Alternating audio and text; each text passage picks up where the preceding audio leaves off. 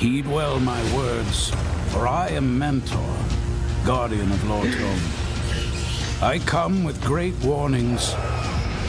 For decades, the shadows were gone. But just as darkness follows light, shadows have a way of returning. Many centuries ago, Zargon was my apprentice. He worked hard and learned quickly, but impatience devoured him.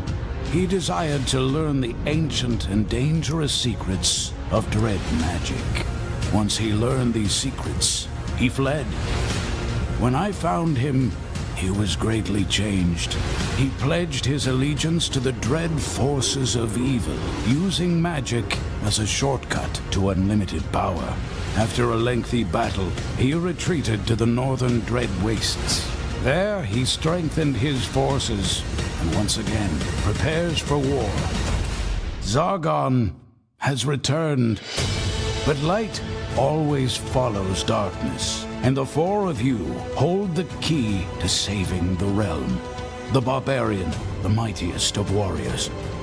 The wizard, the wielder of arcane power. The dwarf, resilient fighter and expert craftsman. The elf, master of both the sword and magic. Your quest is to put an end to Zargon's reign of evil once and for all. The quest is calling.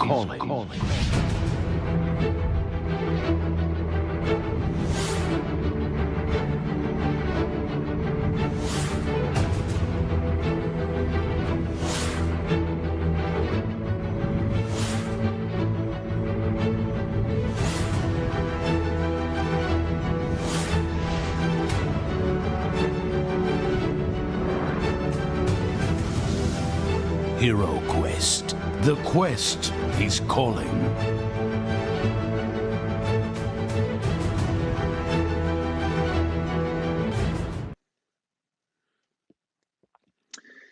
The moment you've all been waiting for. I am so excited to be here today to talk about HeroQuest, my favorite board game growing up as a kid. Truly the dungeon crawler that started it all for many gamers today. And we're going to spend the next 30 or so minutes getting into all of the details behind the brand new HeroQuest HasLab campaign that is currently running over on HasbroPulse.com right now. Throughout our time together today, we're going to discuss this incredible relaunch in detail, as well as speak to the lead designer of the HeroQuest game system, the one, the only Stephen Baker, about his new quest book that will be available to any of the pledges. And we're even going to take a few questions from all of you out there. So, post your questions. But before we do all of that, I want to introduce you to our panel. First up, we have the VP of Design and Development and Overpowered Barbarian, Brian Wilk. Thanks, Joe. Brian. How's it going? It's going great. We also have game designer and wandering monster, Doug Hopkins. Hey, everyone. Hello, Doug. Yeah, there's a Doug card in the treasure pile that you might pull out. He might pop up in our room. And we have to find him. And finally, we have the brand manager and resident spell slinger, Patrick O'Rourke. Hello, Patrick. Thanks, Joe. And as Joe mentioned, we are launching HeroQuest right now on the Hasbro crowdfunding platform, HasLab. HasLab gives us the opportunity to make sure we bring back this classic right and to the level of craftsmanship we can all be proud of and excited about. And thanks to you, this project is already fully funded. In fact, we have already reached 2 stretch goals. Our first new playable hero, the Warlock, is now open for you to play. It's in its early stages, and this campaign funded so quickly, we didn't expect to reveal it like this at PulseCon, but here it is. Also, just maybe an hour or so ago, the extra dice were unlocked. And I know extra dice compared to a Warlock doesn't seem all that awesome, but to me, especially in the age of COVID, I'll take as many dice as I can get. If you head over to HasLab right now, you'll see that we do have 2 tiers available for you to choose from to back this project. The Heroic tier at $99.99 and the Mythic tier at $149.99. The Heroic tier, which includes the game system itself and comes with 71 highly detailed character and furniture miniatures. Plus, you'll get 4 additional alternative hero sculpts. And finally, I know Joe is into this, Sir Ragnar gets his own figure. This version of the miniature will only be available during the HasLab campaign. There's also the Mythic tier, which is the $149.99 tier, and it includes everything that's in the Heroic tier, plus 2 expansions, Keller's Keep and Return of the Witchlord. Additionally, there are 2 more special miniatures with Mentor and the Witchlord himself. And soon to be announced, like on this panel, in 10 to 20 minutes, some more special unlocks. All right, Joe, sorry, I just had to get that out. Sort of the business of the day. I'm going to chill and go back to being a glass cannon. No, that's incredible. I grew up with the game, so hearing that Keller's Keep and Return of the Witchlord, which were the 2 available expansion kits that were available in the United States, there were other ones that were available overseas, but the fact that those will be included in this is really fun. And yes, I don't know why I love Sir Ragnar so much. It was always weird that you had to take that weird, the NPC miniature with the little ball above its head, and that's Sir Ragnar, and then it's all of the NPCs. So I love that the NPCs are getting their own miniatures. This is fantastic. And you know what? I mean, while we're on the subject, let's take a look at them. We're not going to have enough time today to show everything, all of the miniatures, but we can give you a glimpse into what we're talking about with the new sculpts and miniatures. So let's take a look at this new updated HeroQuest paraphernalia. So Doug, what are we looking at first here? What is this? Well, we've got 2 sculpts for each hero. So right now you're seeing the Barbarian. You can see that. And now there's a male and a female in this version. You get both. It's important that you be able to play, whatever you want to play, however you want to be. Okay. Yeah. This is So you get the female game for barbarian, everyone. male barbarian. Yeah. This is cool. Yeah, I always loved the Barbarian. Yeah, and my favorite thing is I love that we put this figure on a pedestal. So we got that rock in there, and it really makes the stature of this figure really sing. Yeah, Absolutely. and look at his back muscles. Look at that. I mean, just the delts are so developed. The trapezius muscles, his triceps. I mean, this is fantastic. Guy does a bunch of upright rows for sure. All right. Hey, next. Pat, speaking of rocks, isn't that a dwarf? Yeah. Yeah, we have a dwarf here. Again, I love that the male, axe is as female. big as him. Male, female dwarf. The axe is as big as the dwarf. Yeah. As it should I be. love it. We have a lot I of love mini this painters dwarf. on this stream, so I'm excited to paint that axe. Yep. I'm going to use him the dwarf in my. was always, a lot of people would argue that the dwarf was the best in the old HeroQuest. People would always want to play the dwarf first. So this is definitely a fan favorite. Absolutely. Next. Definitely well-rounded. Yeah. Yeah. Here's our fighter mage, the elf, master of magic and sword. Wow. Look at that sculpt. I think there's a lot of people out there that are going to want to use that miniature as their elf in, other tabletop games. I think this is such a cool dynamic sculpt. Regal and really cool looking. Look at that cape. Speaking of the painters, they're going to have a field day on that. Yeah, and those It's are all also got a feathers, sweet too. on the armor. There's a sweet owl motif that's dropping down that is just really cool. Wow. Next. Very cool. All right, Looking hit that at- wizard. Boom. Wow. Very cool. Yeah, I think There's a lot of something people are going of to a want to use swarmy these for their charm own to 'em. personal characters. Yeah. Oh, yeah. We tried to get that personality in there. Right? I wouldn't trust this guy, though. Would you? Absolutely. Totally. I don't know. I don't trust him. You need them, though. Oh, you got to trust the mage. Yeah, you got to trust the wizard to get you through. Yeah. It's true. I guess I'm just jealous. Yeah. Professional jealousy. They have 9 spells, Very Pat. cool. 9. So those are the basic heroes, and now we're getting into the bad guys. We got a little goblin with a meat cleaver. This is a really cool goblin sculpt. Sneaky little fella, dangerous in numbers, fast. Yeah, he's gonna cut your Achilles tendon with that. Oh, and this is a favorite of HeroQuest. Everybody remembers the gargoyle, the very scary gargoyle from the first edition, but this is the updated version. Doug, you want to talk a little bit about the detail? He's dual wielding. Looks like he's got some stone. There's some remnants. You can see that the wings are made out of stone, some kind of stone material. Yeah, I mean, I think like normally gargoyles you don't see using weapons. It's kind of a HeroQuest thing. It's not something you see like in the real world as much. So we wanted to definitely keep that. Yeah. But you can see like we kind of just really put a different spin on his face, and we hope you really love it. Yeah, and once again, like this guy is benching at least 450. He's got pec muscles. He's ripped. This is a big model. He puts the pin in the bottom plate on the pec deck over its front. We're gonna have to add we'll add a new stat line. How much each character benches. Yeah, exactly. All right, what else do we have? I want to make sure that we get through all of these. Yeah.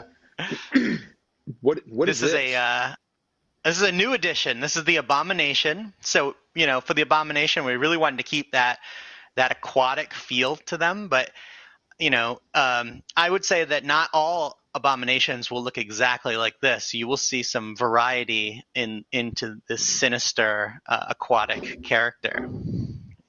Yeah. No, I like it.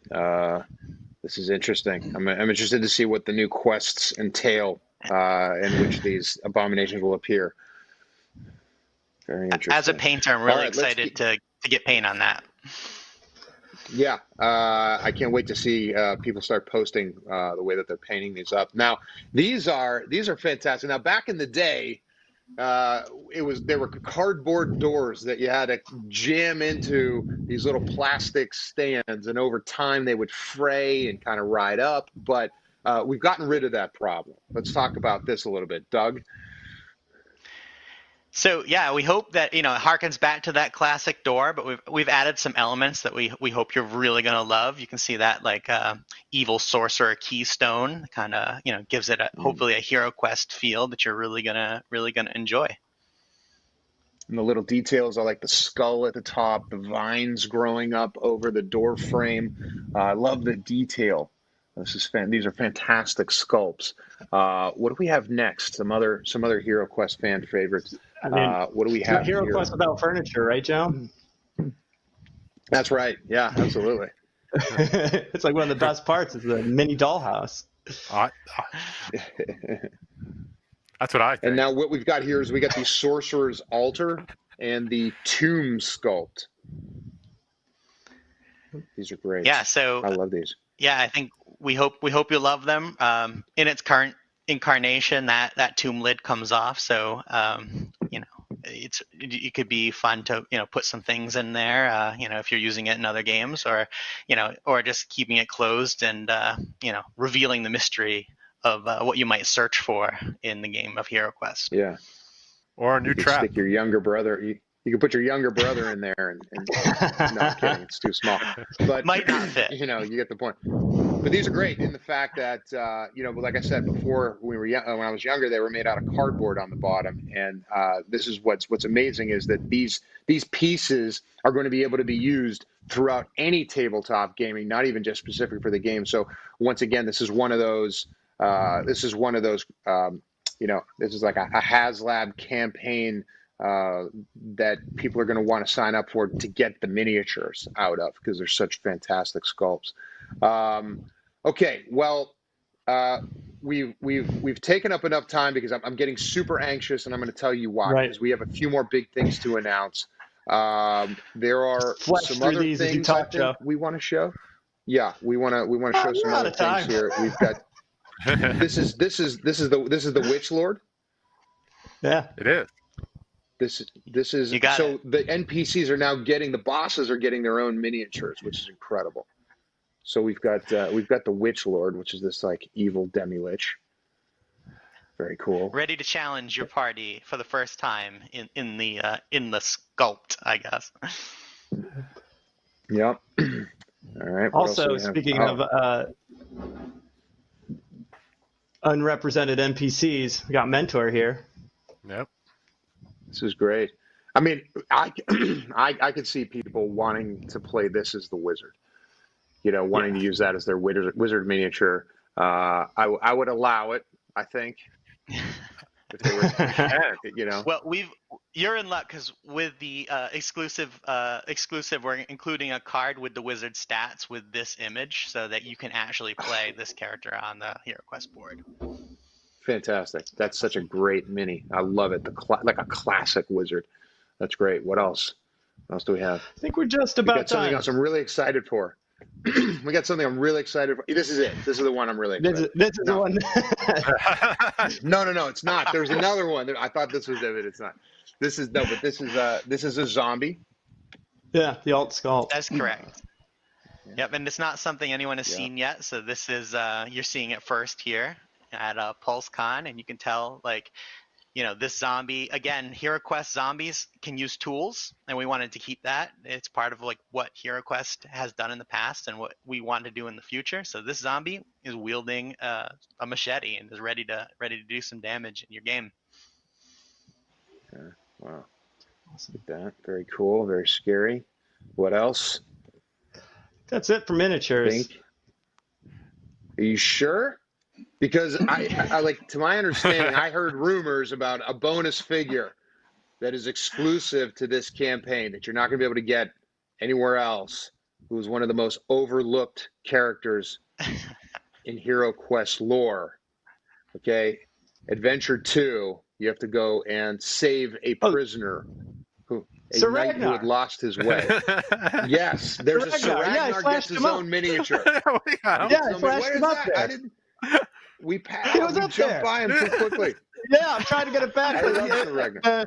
The PowerPoint has turned into a regular PowerPoint now through internet technology. Okay. I can't go backwards. All right. Well, Patrick is going to try to pull up Sir Ragnar. I'll work on it. With Sir Ragnar. Sir Ragnar miniature, everyone. Yeah. Okay. Here we go. Boom, boom. There's a dwarf.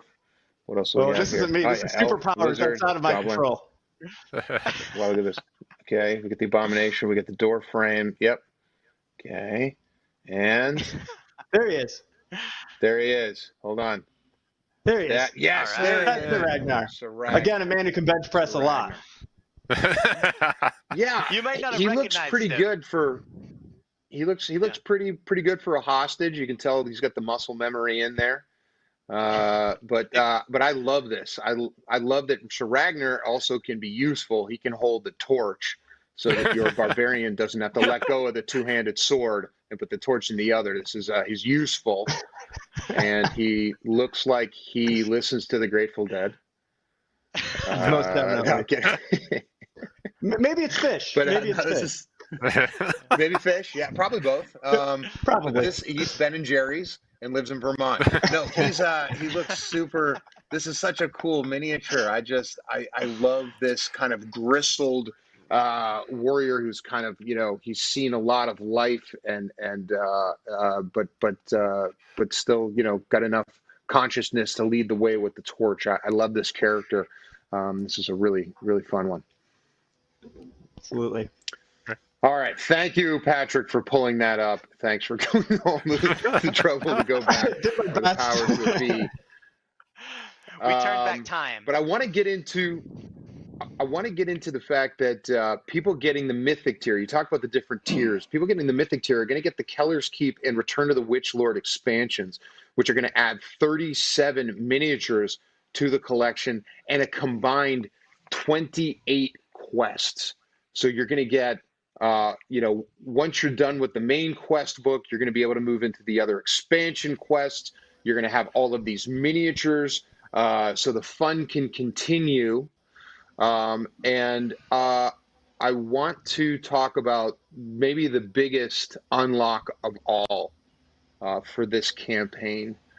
We're going to bring on a special guest because, after all, you can't talk about bringing HeroQuest back without bringing back the man who led its original design. So one of the available unlocks, which we may have hit already, we'll have to ask the rest of the crew, is an entirely new quest book written and created by the legend Stephen Baker, and we're lucky enough to have him join us today with a taste of what adventures await. Stephen Baker, ladies and gentlemen.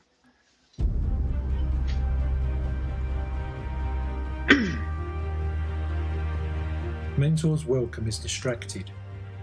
As you enter the study, the wizard glances at you, nodding slightly, then continues to stare deeply at the pages of the open book. It is Mentor's legendary artifact, the fabled Book of Prophecy, known as Lore Tome. There is a brief silence. Finally, with a grim face, the wizard looks up, eyes still focused on some distant thought. Apologies, my friends. Closing the great book, Mentor walks around the oaken table to stand before you. I am troubled. The pages in Lore Tome rarely reveal everything to me. The text and symbols always shift, shimmer, and move as future possibilities ripple with each passing moment. But not today. Today is different. The manuscript is like liquid. Words and symbols like formless ink that swirls slowly within the page. If I focus all of my power, they take shape for a single moment. There is but one word, one name, Melar. You will recall some time ago I summoned you to recover the Talisman of Lore from the heart of Melar's maze. I thought it might shed some light on what Melar had embarked upon. I did not tell you then of my suspicions, that Melar was exploring with magic beyond his own, researching something dark. I had sought to meet, but Melar delayed my requests, then vanished before we could speak. The maze and tower above fell to ruin and were abandoned. There must be something else, something I have overlooked. Dread magic is at play here, for the pages of Lore Tome have never before been so affected. I must explore this further. You, my friends, must return to Melar's maze. There you must explore all that remains of the library, search the laboratory, and explore the tower above on the cliffs of Turak Tor. I will guide you as best I can, but with the pages of Lore Tome in turmoil, my help will be limited.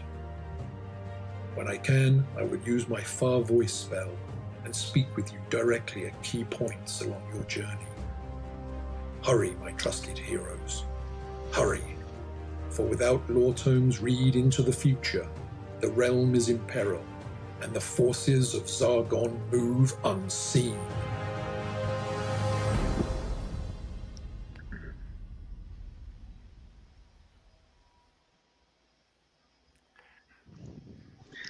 You heard him on the video, and here he is in person. Welcome, Stephen. Thank you for joining us today. You created my favorite board game growing up, which was a real gateway for me into tabletop role-playing game. I think that a lot of times people think that tabletop games are built for kids or teenagers of a certain age. But HeroQuest was amazing because it was a board game. It took away all the daunting tasks of dungeon mastering, and you laid it out. You laid the tools out for all of tabletop gaming. What is it like coming back after your hiatus from the game? Was it like riding a bicycle? It was, and I just want to say thank you very much for having me here. It's great. Yeah, it was really a sort of a funny feeling going back and creating a HeroQuest adventure after so many years. But you know, it was so much fun. This was a game that I really enjoyed working on many years ago. It's a game that I've enjoyed playing over the years, and it was a real honor to come back and create a new adventure. Excellent. We're all very happy to have you back, and I'm really excited to see what lies inside of the prophecy of Telor. I'm very excited. Where did the original idea for HeroQuest come from? So the real sort of vision behind it, I was a role player as a kid, much like yourself. And, when I sort of joined Hasbro all those years ago, I just had the desire to basically put role playing into a box. I wanted to simulate the experience. I wanted to give people a taste for what role playing is.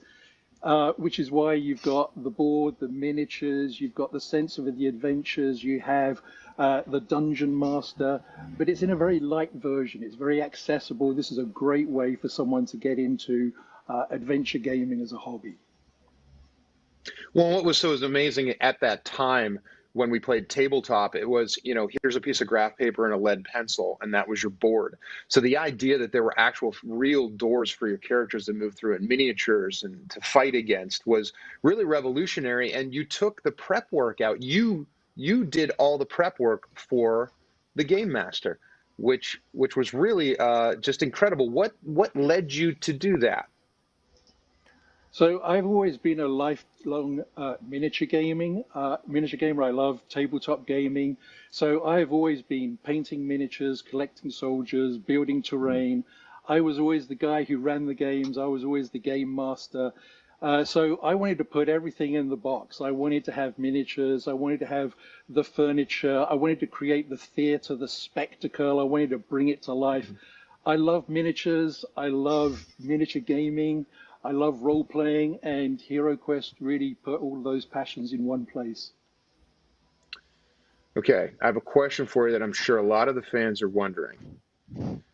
What's the best character to play for a player? What's your favorite character to play? So my favorite was always the Barbarian. I always enjoyed being a fighter in D&D, and so in HeroQuest, given the choice, I'll be the Barbarian. Okay, excellent. What's the deadliest monster, or when you're running a game, what's your favorite monster to put down onto the board against your players? So I think the monster for me that always gets a good reaction from the players is when you put one or two Dread Warriors in the room. They're the ones that always, the players always sit back and go, okay, this is going to be a battle. Fantastic. And I love the fact that we're coming back. When I was younger, we had Keller's Keep and we had the Witch Lord expansions, but then I found out as an adult when I went back and started looking around on eBay that there were all of these other modules that were released, around the world. I love the fact that not only are we just starting off with the 3 quest books that were originally offered in, the original core kit and the 2 expansions, but I love the idea that this is really endless. If you sign up for this HasLab campaign, more adventures are going to keep rolling out, and there's going to be more and more content for people. Are there plans maybe for, licensed content, like, other collaborations down the road? I mean, the sky's really the limit. I mean, sky's the limit, Joe. We got to be careful. We're working on a lot. How about I say we're working on a lot of stuff. We're a very busy team. Yeah, we have a lot of stories we want to tell. This is maybe me rolling out my own carpet, but I am here today not only as the host of this panel, but to announce that I am contributing to the project, that I am actually creating a new quest book that comes with its own boss monster that I'm working on the design with famed comic book artist Max Dunbar, and there will be a miniature sculpt for the mini boss based on his work. And so if we get to 4 million, if we make it to 4 million, you will unlock my campaign as well. So I'm here to announce that today as well, which I'm very excited about. As are we. We're excited too, Joe. Excellent. Do people out there? Do we? I guess we've moved along as quickly as we could here, getting you all the brand new news about this new amazing campaign. But I think we have a little time for Q&A. Do we have time for a couple of questions? Okay, here we go. This is a good question for the creative team. Will the rules and game mechanics be updated as well, or is it exactly like the original? Any changes? I think we are staying faithful to the original right now, but keep your eye on those stretch goals. Maybe you'll see some deviations. Okay. I know that in the previous incarnation there were other playable classes, and we've already unlocked some of them. We unlocked the Warlock. I imagine there will be more of those. Yeah, we have the Warlock unlocked. People don't know too much about that Warlock. I might be able to maybe give you a little glint into what you can expect from the Warlock if you think people would be interested in it. Please, Doug. Well, All right. I think they definitely would. So we're still play testing it, but right now we're kind of, if you're thinking of a bio, you might say, you are the Warlock, a magical artillerist who has bonded with a sinister creature, allowing you to assume its winged form. Let your allies protect you while you deal damage from afar. Did you say afar? There might be some range in there. Range fighter. Okay, I love it. Anya Wolf asks, where can we learn how to play HeroQuest?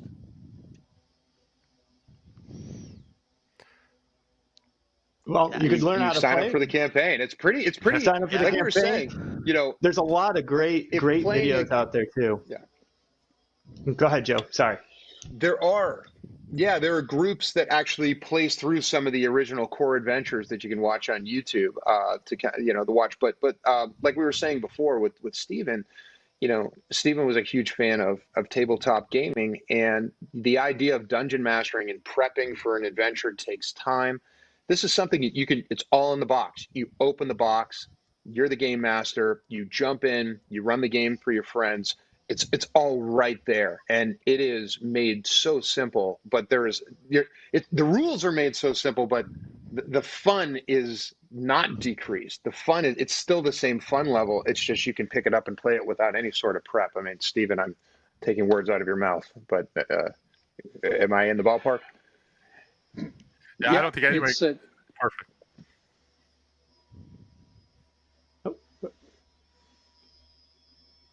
Go ahead, All Steven. right, excellent. Well, sorry. Yeah, no, it's a relatively simple game to get into, and as Joe says, everything's there. You can be the dungeon master.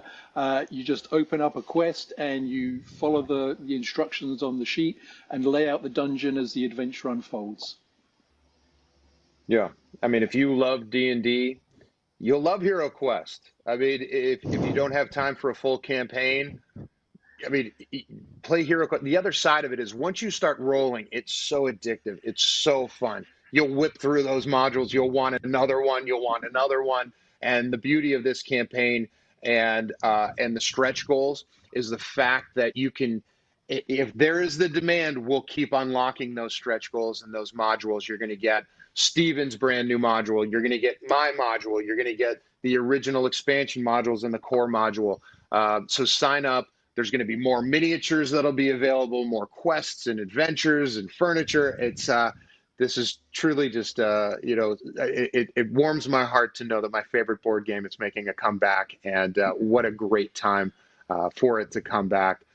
Tabletop has taken over the world, and it's time for HeroQuest to be placed back on top. So thank you guys so much for being here. Thank you, Steven. Thank you to everyone who watched. Thank you. Sign up Thank you. for the HeroQuest HasLab campaign at check it out at are we at Pulse, HasbroPulse.com? HasbroPulse.com, that's right, Joe. HasbroPulse.com. Sign up, and we will see you soon. Thanks.